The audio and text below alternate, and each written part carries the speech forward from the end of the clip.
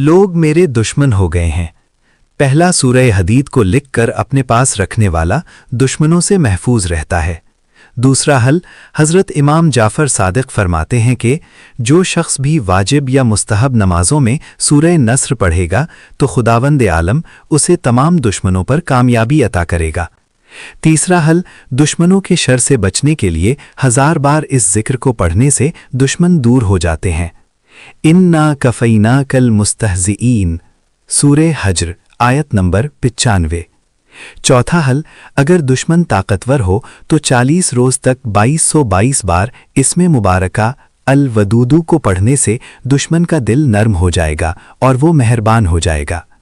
یا پانچواں حل، خواجہ نصیر الدین طوسی اور علامہ مجلسی فرماتے ہیں کہ 100 بار اس ذکر کو پڑھنے سے دشمن دفع ہو جاتے ہیں، اور وہ ذکر یہ ہے: یا قاہر العدوی، یا والی الولی، یا مظہر العجائب، یا مرتضی علی۔